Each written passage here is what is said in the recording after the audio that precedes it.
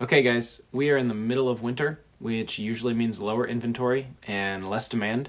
So what strategies are working right now for greater Cincinnati real estate investors? I've got 4 strategies that will help you lock up your next deal, even in our current market.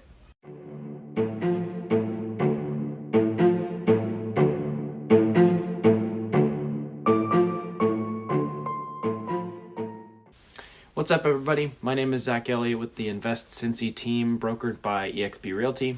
If you're looking to buy or sell an investment property in greater Cincinnati, give me a call or a text today so that we can talk. Me and my team would love to work with you if you're investing in greater Cincinnati area. So as promised, here are 4 strategies that are working right now. First is house hacking.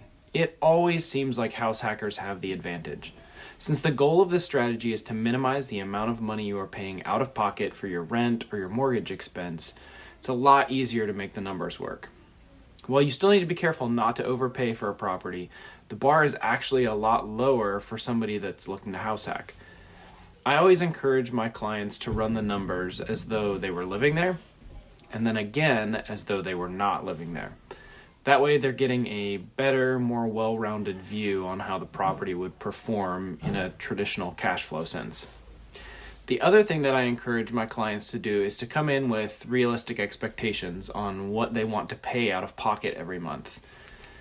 Because one of the benefits of house hacking is getting into a property with a lower down payment, typically an FHA or something similar where you're doing 3.5%, that also means you're probably going to have a higher monthly payment.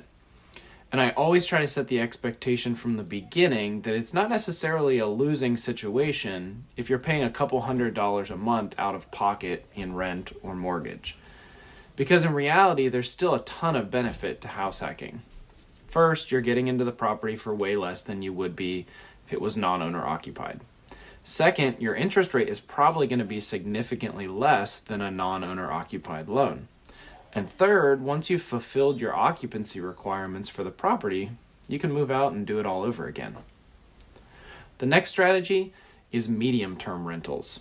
This is another strategy that I've seen work well recently, and using it specifically as it relates to multifamily properties. So I actually just closed on a quadruplex in greater Cincinnati for another client, and it's being used as a medium-term rental largely for traveling nurses. And so this kind of strategy is actually a combo between like a short-term rental and a long-term rental, which means that you basically have to set the units up and furnish them like you would with a short-term rental. But typically, because the leases themselves are shorter, somewhere between 3 and 6 months, the rents that you're able to get are usually a lot higher than a typical long-term renter. So as an example, on the property that I just closed on, all of the units were 1 bedroom, and long-term rent for a 1-bedroom in this area was about $900 a month.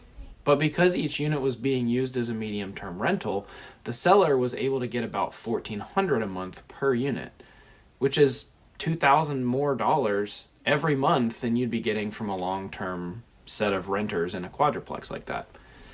So I do realize that there's a bit more legwork here on the tenant screening side, as well as, getting people moved in and out. But if you can find a property manager that actually works this into their business model, this strategy can work really well. The third strategy is value add. So value add is another opportunity that I've seen a lot lately. But to me, this one comes with a few more caveats. This isn't necessarily a strategy that I recommend for people who are newer investors because it requires you to know your numbers and to understand rehab costs a lot better than a newer investor usually does. The other caveat would be that most properties I'm seeing come on the market, they may just need cosmetic work. And honestly, right now, those still have a ton of competition. But I've definitely seen a fair amount of small multifamily and single-family properties come on the market or come to me through a wholesaler that are either shells or properties that have been partially rehabbed, and the seller was just unable to complete the rehab for one reason or another. Now, obviously, it's important here to do your due diligence. But to me, the beauty of working in this area is that you tend to have less competition when the property needs a lot more work. So continue building those relationships and finding people that can walk through a real value add property for you. That'll be another way to succeed in this market. The last one is really not as much of a strategy as it is a shift in mindset. So one thing I think a lot of investors struggle with is simply looking at a return on an investment in the first year that they buy the property. But my experience personally has been that it takes a little bit of time to make improvements, to increase rents, and sometimes those first year numbers, while they can seem underwhelming, they don't always give the full picture. So the Bigger Pockets rental calculator has a metric it uses called a 5-year annualized return. And I always encourage people to look at things with this perspective in mind, because the numbers after 5 years tend to look a lot more encouraging and a lot more in line with expectations than the first year numbers do. Now, don't hear what I'm not saying. I'm not encouraging people to buy properties that don't make any financial sense, especially if you're not in the position to hold something that makes less cash flow in the immediate term and then only yields better returns over a bit more time. But I do think it's important to think about each property from a longer term perspective. I think you'd be hard pressed to find somebody that purchased even a property with modest immediate returns who isn't pleased that they purchased the property 5 years or 10 years down the road. Because despite what some people might tell you, real estate actually tends to make people wealthy over time. So a longer term perspective could be really helpful here. Okay, so what does this mean for you if you're thinking of buying or selling an investment property right now in Greater Cincinnati? So if you're looking to sell an investment property, just trust me when I say that the understanding right now is that nobody really has any clue about the value of properties. The fact remains that things are just so evolving that I continue to see real estate prices all over the board. It's almost a guarantee to me that if I see a property that looks to be priced appropriately, there will be multiple offers and it'll be gone in a couple of days. I'm still seeing a lot of properties go above list, and this is not infrequent. On the other hand, I pretty consistently see properties that seem to me as though they're priced way above the market, and while I'm not a prophet when it comes to these things, more often than not, these properties sit on the market for quite a while.